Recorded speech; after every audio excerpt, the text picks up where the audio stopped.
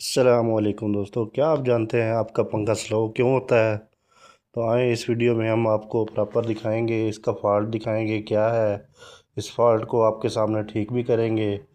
उसके बाद इस वीडियो में हम लाइव आपको चेक भी करवाएंगे। वीडियो के अंदर पंखा फास्ट हो गया है तो ये फॉल्ट अक्सर कैपेसिटर की वजह से आता है। कैपेसिटर फट जाता है या फूल जाता है, और ये कैपेसिटर फूलना ये वोल्टेज बहुत ज़्यादा कम होने की वजह से हो जाता है, या जहाँ वोल्टेज बहुत फ्लक्चुएट कर रहे हों। तो दोस्तों ये देखें, नया कैपेसिटर अब हम इसमें इंस्टॉल कर रहे हैं। ये 3.5 का है, जो पहले लगा हुआ था वो भी 3.5 का था। तो हम कैपेसिटर की वैल्यू को तब्दील नहीं कर सकते। अगर तब्दील करेंगे तो आपके वोल्टेज, आपके यूनिट बढ़ जाएंगे। तो कोशिश करें जो इसके अंदर जिस वैल्यू को कैपेसिटर है वही लगाएं, उसको तब्दील ना करें।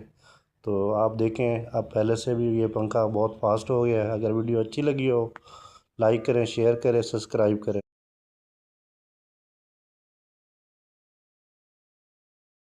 अस्सलामुअलैकुम दोस्तों, क्या आप जानते हैं आपका पंखा स्लो क्यों होता है? तो आए इस वीडियो में हम आपको प्रॉपर दिखाएंगे, इसका फॉल्ट दिखाएंगे क्या है। इस फॉल्ट को आपके सामने ठीक भी करेंगे। उसके बाद इस वीडियो में हम लाइव आपको चेक भी करवाएंगे। वीडियो के अंदर पंखा फास्ट हो गया है तो ये फॉल्ट अक्सर कैपेसिटर की वजह से आता है। कैपेसिटर फट जाता है या फूल जाता है, और ये कैपेसिटर फूलना ये वोल्टेज बहुत ज़्यादा कम होने की वजह से हो जाता है, या जहाँ वोल्टेज बहुत फ्लक्चुएट कर रहे हों। तो दोस्तों ये देखें, नया कैपेसिटर अब हम इसमें इंस्टॉल कर रहे हैं। ये 3.5 का है, जो पहले लगा हुआ था वो भी 3.5 का था।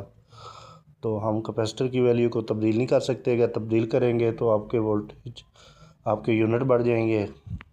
तो कोशिश करें जो इसके अंदर जिस वैल्यू को कैपेसिटर है वही लगाएं, उसको तब्दील ना करें। तो आप देखें, अब पहले से भी ये पंखा बहुत फास्ट हो गया है। अगर वीडियो अच्छी लगी हो, लाइक करें, शेयर करें, सब्सक्राइब करें।